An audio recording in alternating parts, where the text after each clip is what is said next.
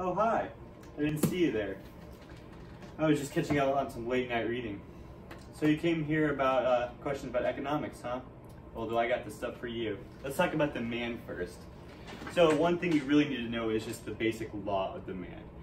As quantity goes up, the price will go down. And as price goes up, quantity goes down. It's inversely related.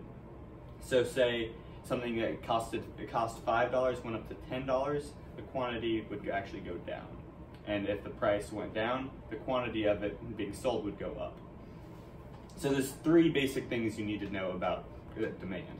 The first is actually substitution effects. This is basically just changes in price to motivate customers to buy cheaper goods that they don't need, you know what I mean? That don't necessarily live up to the expectation but can still do their job. The next thing is the income effect. If somebody has more money and they make more money, they will be, they'll be less inclined to buy something that's inferior, so they want to buy something that's superior. They'll want to buy something that would make the demand go up. And then lastly is the law of diminishing marginal utility. So say you have 5 candy bars. The satisfaction you get from eating each candy bar will go down. The first one you eat will be really good. It'll hit the spot. The second one, still really good. The third one, not so much. And then as you eat more, you'll just feel sick. That's the same thing. You'll get less and less return on each unit you buy. So this are some of the basic demand graphs. As you see, it's inverse and it goes down. And this is just a basic economic demand table.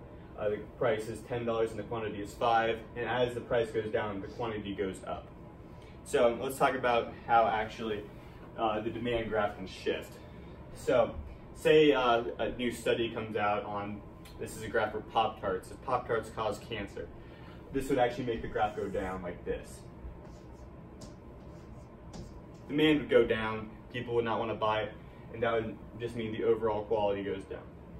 But say a new study shows that it cures hair loss, that Pop-Tarts are just this amazing thing, that would mean instead of this, the quantity would go up. The demand would go up for the product. And so there's 5 different things called shifters that can make this happen. The first one is just tastes and preferences. Say if this is a graph for Pop-Tarts, and then there's another graph for toaster strudels. If you prefer Pop-Tarts, then that will just make the quantity, the demand go up because you yourself like it the most. That's just straightforward, the first one. Then the second is the number of consumers in the area. Say your town gets an influx of new citizens, of new people, that would mean the demand for everything would go up. There's more people to buy it. The third one is actually a bit tricky, it's income. So when talking about income, there's 2 types of goods. There are normal goods and then there are inferior goods. And all you need to remember really is normal goods have a direct relationship with demand and with your income. So if you get a pay raise, you'll want to go with the more superior goods. Then if you have inferior goods, it's an inverse relationship. If you get a pay cut, if you don't have as much money, you'll gravitate more towards the inferior goods. So inferior goods are an inverse relationship, just remember that. Next is price of related goods. So there are 2 types of related goods. There are complementary goods and substitute goods. So again, comparing Pop-Tarts, a substitute good would be Pop-Tarts toaster strudel or just another basic breakfast item. A complementary good would be, toasters, whatever else you'd want to eat with your Pop-Tart. So as the price of a substitution good goes up, that would mean the demand for the Pop-Tart would go up. So that is also related. And it works the other way too. If complementary good prices go up, that would mean the demand for Pop-Tarts would go down because they are related. Lastly, you want to really just look at is expectations. So if you think the prices of Pop-Tarts, of just all food, will go down in the next week, you're going to want to wait to buy until next week.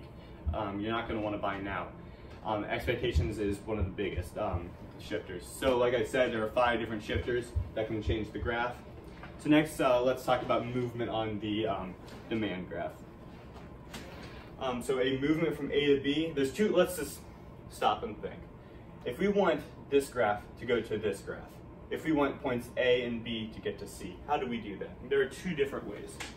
The first is a change in quantity demanded. That would be a change from A to B. And then a change from A to C is actually called a change in demand due to one of the 5 shifters. So it's just how you want to get to B. Thank you, that concludes demand. I look forward to the next video.